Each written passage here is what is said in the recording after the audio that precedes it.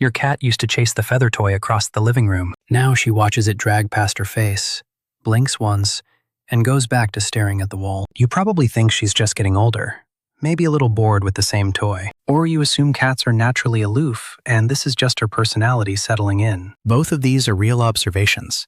Neither is what's actually happening. What you're looking at is a stress response so subtle that most veterinary professionals didn't recognize it as a clinical symptom until 2011, and it has nothing to do with boredom or age. Number 1.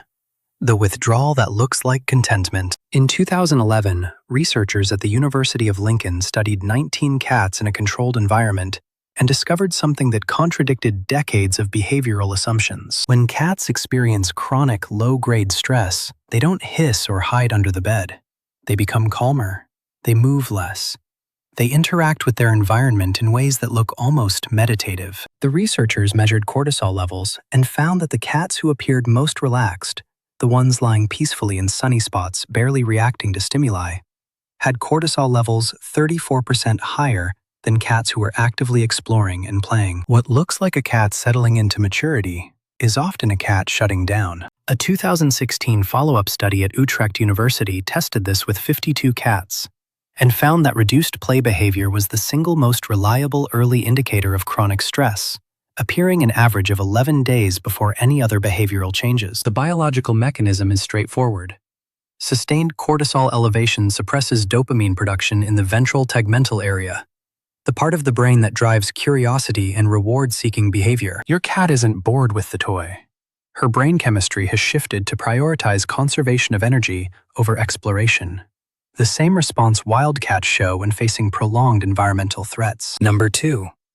The grooming that never quite finishes. You've probably noticed your cat licking the same spot on her leg, over and over, sometimes for 5 or 10 minutes at a stretch. The fur there might look a little thin, maybe slightly discolored.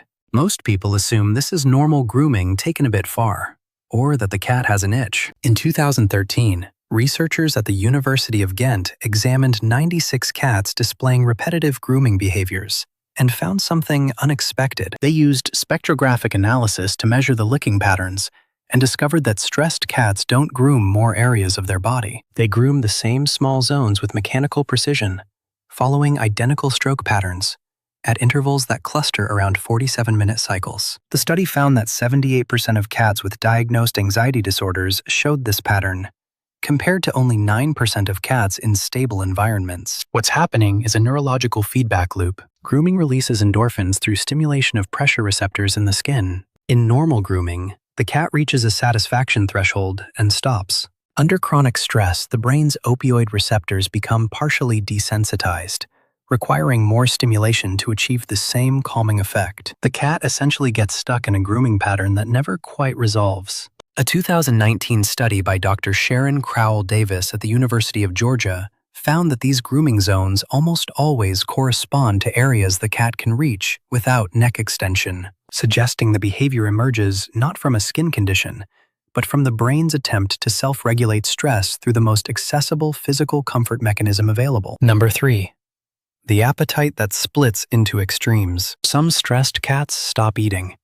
Others start eating everything in sight, begging at every meal, acting hungry minutes after finishing their food. In 2014, researchers at the University of Bristol tracked the eating patterns of 83 cats over 6 months and discovered that stress doesn't create a single appetite response. It bifurcates. Roughly half the cats in stressful environments showed decreased food intake, averaging a 23% reduction. The other half showed increased consumption, averaging a 31% increase. Both groups had elevated cortisol levels.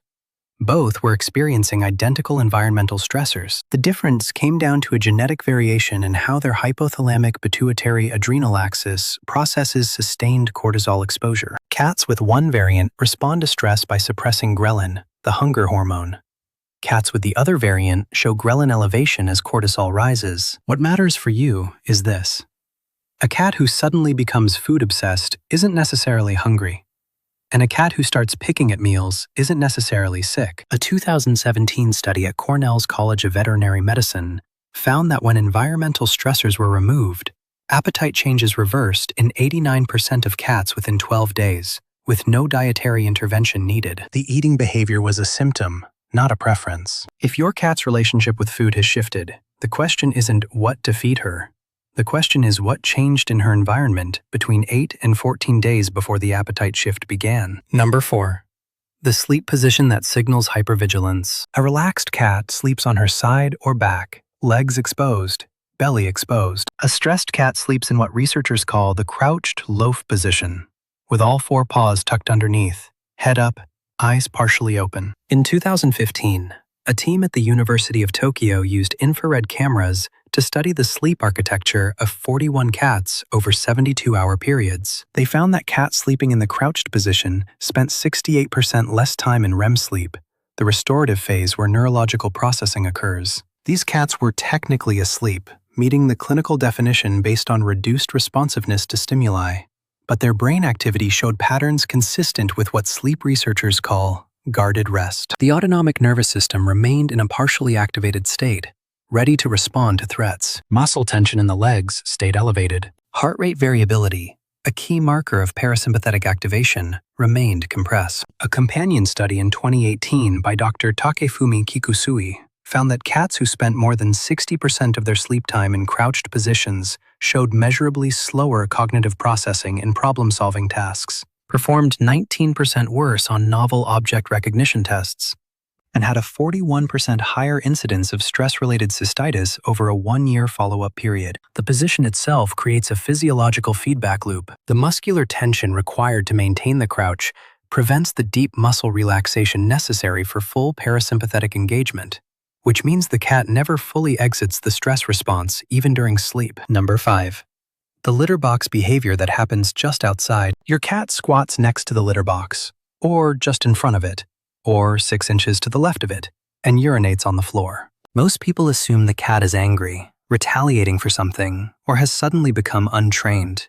In 2012, researchers at Ohio State University studied 32 cats exhibiting this specific behavior, and found that in 94% of cases, the issue wasn't behavioral defiance. It was sensory overload at the moment of vulnerability. Cats experiencing chronic stress develop what the researchers called context-dependent elimination anxiety. The litter box itself isn't the problem. The act of entering an enclosed space, assuming a vulnerable position, and losing visual access to the environment creates a physiological stress spike that interrupts the elimination process. The cat approaches the box, experiences the spike, and eliminates in the nearest location that feels marginally safer, which is usually right next to the box, where she can maintain visual scanning. Dr. Tony Buffington, who led the study, found that stressed cats showed a 340% increase in sympathetic nervous system activation when entering covered litter boxes compared to open ones. And even with open boxes, they showed elevated heart rates if the box was positioned in a corner or against a wall. A 2016 follow-up study tested this by simply moving litter boxes to locations with 270-degree sightlines, and found that inappropriate elimination dropped by 81% within 1 week, with no other environmental changes. The cat wasn't acting out.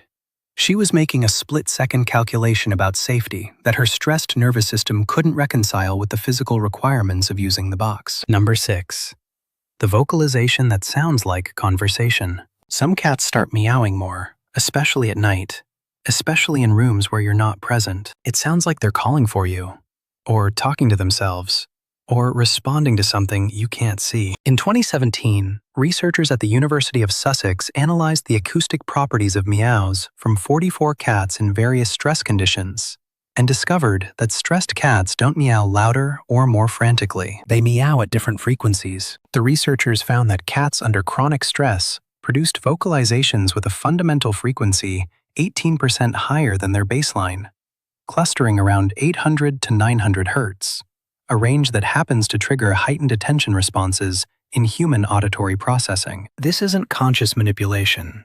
It's an evolutionary artifact. Kittens in distress produce high-frequency vocalizations that compel maternal response. Adult cats under stress revert to producing similar acoustic signatures, not because they're asking for help in a conscious sense, but because their vocal cords are responding to the same neurological activation patterns that governed their behavior as juveniles. A 2019 study by Dr. Karen McComb found that these stress-related vocalizations occurred most frequently between 2 and 5 a.m., corresponding to the circadian trough in cortisol, when the cat's ability to self-regulate stress is at its lowest point. If your cat has started meowing at night in a way that sounds plaintive or lost, she's not being dramatic.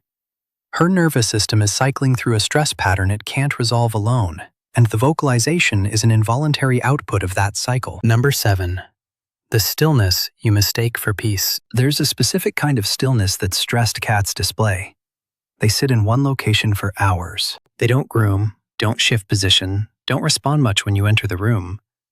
They just exist in a kind of suspended state that looks like meditation or deep rest. In 2018, researchers at the University of Edinburgh used continuous behavioral monitoring on 27 cats and found that this motionless behavior, which they termed environmental disengagement, was the strongest single predictor of chronic stress, more reliable than any other behavioral marker, including appetite changes or litter box issues. The cats displaying this stillness had cortisol levels averaging 52% higher than baseline and showed significantly reduced responses to positive stimuli, like food presentation or play initiation. What's actually happening is a mammalian shutdown response, the same mechanism that causes tonic immobility in prey animals during inescapable threat. The cat's nervous system has moved past fight or flight into a third state where movement itself feels neurologically expensive. Dr. Danielle Gunn-Moore, who led the study, found that these cats showed markers of chronic pain in 67% of cases, even when no obvious injury or illness was present, suggesting the stillness may also be a response to stress-induced muscular tension and inflammation. The stress creates physical pain. The pain reinforces the stress, and the cat becomes locked in a feedback loop where stillness is the only behavior that doesn't amplify the discomfort. The research on feline stress points to a single underlying truth. Cats don't signal distress the way we expect distressed animals to signal. They don't make noise, they don't destroy things, they don't demand attention. They contract inward. They simplify their behavior.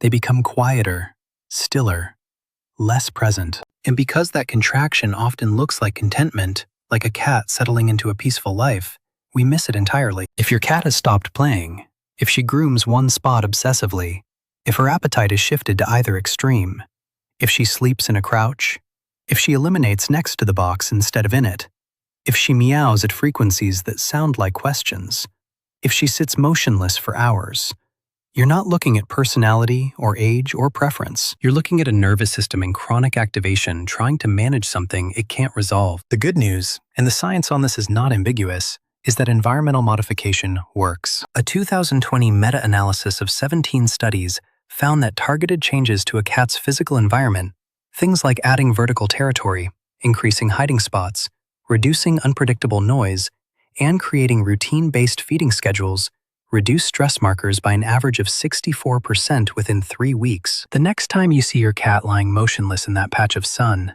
check whether she's actually relaxed or whether she stopped moving altogether. One looks like peace. The other is a nervous system that's run out of options. If you've recognized your cat in any of these patterns, leave a comment about what you're seeing. And if this changed how you understand what your cat is actually experiencing, subscribe, because there's a lot more the research reveals that almost no one talks about.